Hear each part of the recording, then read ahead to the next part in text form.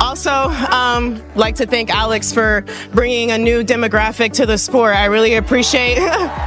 There's a piece of paper somewhere in Toronto that, just 3 months ago, would have been worth about 40 Canadian dollars.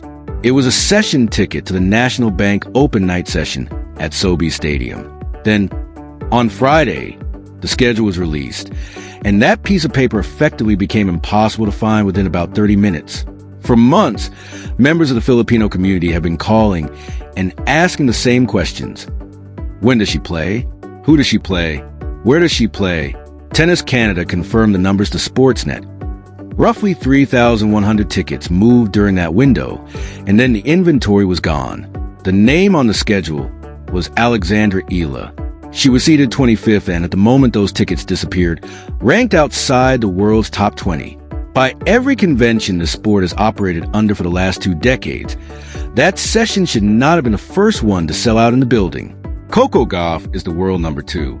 Elena Rybakina is the reigning Wimbledon champion. Aryna Sabalenka sits at the top of the rankings. And yet, the room reoriented around Eala. The story you are about to hear is not simply about a tennis match. It is about a ticket, and what that ticket can prove. The 5 days that created this moment are worth mapping carefully because they compress an entire career shift into something you can literally hold in one hand.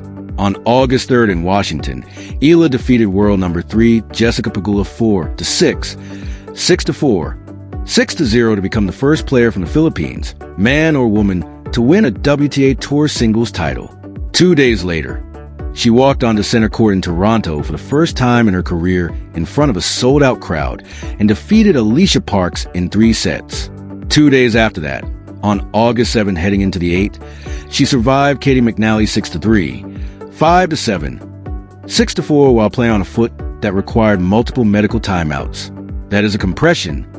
Champion on Monday, sellout on Wednesday, survivor on Friday. The tension inside this story is easy to misstate. So let's state it correctly. This is not Eala versus Gauff. Coco Gauff is one of the most vocal public admirers of what Eala is building. During a press conference in the middle of this North American swing, Gauff spoke about how remarkable it is that one player can help bridge the gap between a sport and a nation that may not have had that kind of representation before. Gauff has also spoken positively about playing in the environments Eala's supporters create, comparing the atmosphere to basketball and even a World Cup. So the tension here is not personal. The tension is structural. It is about what happens when a player's popularity begins moving faster than the traditional hierarchy of tennis. For 20 years, the ticket economy of a WTA 1000 level event has followed a predictable order. The highest seeds sell the fastest. American stars tend to dominate ticket demand in North America, and reigning Grand Slam champions usually attract the biggest crowds anywhere. Eala broke that order without asking permission. Her round of 32 match on the Friday night session sold out before Gauff's center court appearances could fill the same level of demand. In fact, Gauff's earlier Toronto match was scheduled on grandstand court rather than center court. This is not a slight against Gauff, who is the world number 2 and remains one of the most bankable names in women's tennis. It is a data point showing that a new kind of gravitational force has arrived in the sport, one that does not yet fit neatly into the traditional spreadsheets. The room now has 2 centers. That is what the shock really means here. It is not that the WTA held an emergency meeting. It is that a tournament director with nearly 20 years of experience is publicly saying he has never seen anything like it. And the evidence for that new gravity begins with the market itself. Approximately 3,100 tickets moved in just 30 minutes. That is not simply a fan club phenomenon. It is a market signal. The kind of throughput that resale platforms and event operators monitor closely because it can influence where they invest money and allocate premium seating in future years. And the tickets were not being purchased for some secondary court hidden away from the main action. Sobeys Stadium Center Court, according to tournament director Carl Hale, seats 10,077 people, and the Filipino community helped fill it. Then they filled it again for the second round. Multiple reports from Manila and Toronto also tracked resale prices climbing sharply above face value, with tickets that had originally been listed around 40 Canadian dollars reportedly appearing on secondary markets for roughly 3 times that amount. That resale figure should be treated as reported rather than independently confirmed, but the direction of the pricing tells its own story. Demand was outpacing supply, and it was happening in the largest room the tournament owns. Then there's the man watching all of this from the operations office, Carl Hale, who has been running the tournament for close to 2 decades. Carl Hale told ABS-CBN on August 6 that Alex Eala is an absolute blessing to tennis, while also making it clear that the Filipino community's turnout was not something that suddenly appeared during tournament week. According to Hale, the demand had been building for months, something the tournament operations team had been watching accumulate as anticipation around Eala continued to grow. His framing was striking because the numbers backed it up.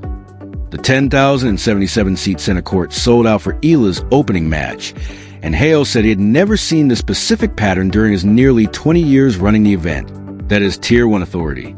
This is not a fan account or a social media theory. It is a person whose job depends on understanding what will happen inside the building, and this week, the building taught him something new. Then came the peer validation.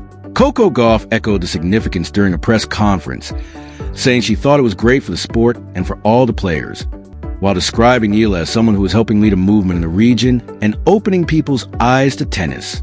More specifically, after one of Gauff's matches earlier in the year, she noted that a wave of Filipino fans had turned out to support her, not because of anything she had done against Eala, but because of the positive comments Gauff had previously made about Eala.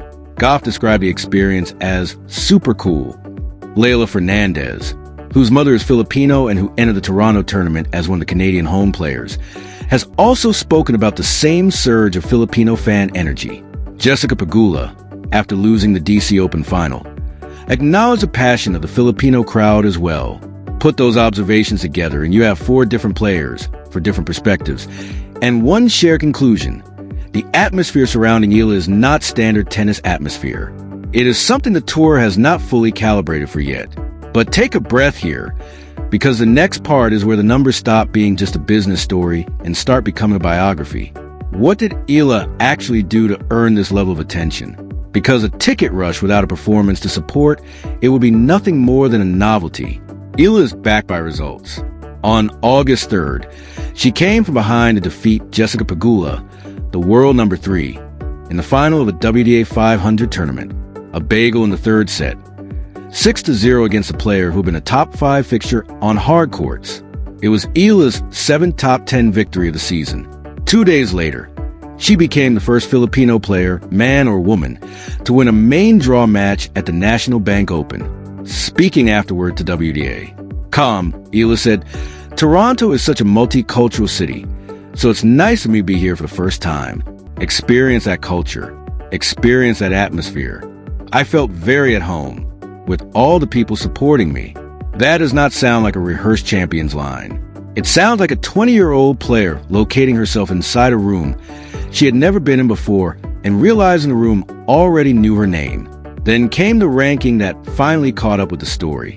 According to the official WTA rankings, Eala had reached world number 20, a new career high, and the first Filipino player in the Open era to break into the top 20. Her season earnings had climbed to more than $5 million, while her season record stood at 35 wins and 18 losses, with 1 WTA title already secured. That is the arithmetic of a player whose audience, ranking, and results are finally moving at the same speed. For most of her career, one of those numbers had been ahead of the others. This week in Toronto, they finally lined up, and the moment they did, the tickets disappeared in 30 minutes. But the strongest evidence came on court. The moment that will stay with anyone who watched this run was not the sellout, and it was not the ranking. It was what happened on August 7th heading into August 8th against Katie McNally. Eala won the opening set 6-3 and broke early in the second, but then something went wrong with her right foot. The National Bank Open's official recap reported that she required treatment multiple times, grimaced with the pain, and was visibly hampered in her movement. She twice allowed break leads to disappear, and McNally eventually broke her in the 12th game to force a deciding set. This is a part where, in a normal script, the 20-year-old sold-out sensation retires, and the crowd quietly begins heading home. Eala did not retire. She reset. She broke McNally in the opening game of the 3rd set, held that single break for the rest of the match, and closed it out 6-3, 5-7, 6-4. The stadium that had sold its tickets in 30 minutes did not sit down for the entire deciding set. If you want one image that condenses this entire story, it is that moment. A player who was never expected to be the biggest ticket in the building, playing on a foot that looked incapable of carrying her through another set, being carried instead by a room she had built one convert at a time over the previous 8 months. Carl Hale matters again because his authority gives this story weight. He has watched Serena Williams play this tournament. He has watched Venus Williams, Halep, Osaka, and Swiatek. He knows what a superstar crowd looks like in Toronto. And what he said on the record on August 6th was that the response to Eala this year, a player making her first appearance at the event and still outside the traditional top-tier superstar bracket, was something he had not experienced in his 20 years on the job. The precise word he used was blessing. He also revealed the operational detail that may matter most. The Filipino community had been reaching out to the tournament months in advance, not the week of the event, not after Eala won the DC Open title. Months earlier, that means the ticket rush was not simply a viral reaction to a headline. It was an audience infrastructure that had been quietly assembling before Eala's ranking fully justified the demand, waiting for the schedule to drop. And when that schedule finally appeared, the infrastructure activated, with thousands of tickets disappearing within half an hour. Coco Gauff, speaking as a peer rather than promoter, provided the other half of the validation when she said that one player can really bridge the gap between a sport and a nation that may not have had that representation before. That is more than a compliment. It is a description of what is happening in real time. That is a diagnosis. A player ranked among the world's best describing exactly what she is watching unfold. The tour is not in denial about Eala's rise. The tour is on the record, with multiple voices saying it out loud. And the stakes now extend far beyond Toronto. Before August 3rd of this year, there had never been a WTA singles champion from the Philippines. Now there is one. That is a piece of history that will live in tennis reference books for generations. And it happened just 5 days before the Toronto sellout we have been describing. Every WTA 1000 tournament from this point forward will be looking at the Toronto data. Roughly 3,100 tickets moved in 30 minutes, while a venue with more than 10,000 seats filled up for the opening round appearance of a player seated 25th. Those numbers could influence how tournaments think about scheduling, marketing, premium seating, and pricing. That is not simply a prediction. It is what happens when a market signal becomes impossible to ignore. And the immediate storyline is already waiting in Toronto, the next round against Leylah Fernandez. Fernandez is Canadian and has Filipino heritage through her mother, creating a matchup with two different versions of Filipino identity inside one stadium. On one side, a Canadian home player with Filipino roots. On the other, the first Filipino WTA singles champion in history. Eala and Fernandez had already met in Washington roughly 10 days earlier, with Eala winning 6-2, 7-6. If Eala continues winning in Toronto, a potential quarterfinal could put her against Coco Gauff. If that matchup happens, the ticket for that session could become one of the most closely watched pieces of paper in North American women's tennis this month. And beyond Toronto comes Cincinnati, followed by the U.S. Open. The rest of the North American hardcourt summer is now an opportunity for Eala to define what comes next. And the tour is watching. The vulnerability underneath all of this momentum is real. And it is important not to lose sight of it while looking at everything Alex Eala has accomplished in such a short period of time. The foot that caused problems during her match against Katie McNally did not suddenly heal between the second and third sets. It simply held together long enough for her to continue.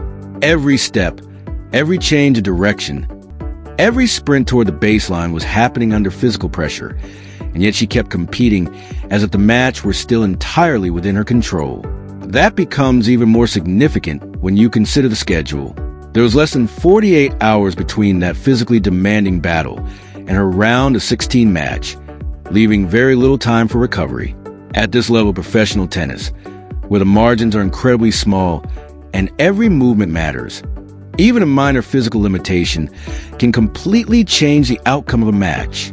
Earlier in the season, Eala experienced exactly how difficult that level can be when she faced Coco Gauff in Dubai and lost 6-0, 6-2. That result remains an important reminder that Eala is still developing and that the difference between a rapidly rising player and an established elite competitor can still be enormous on the wrong day or in the wrong matchup.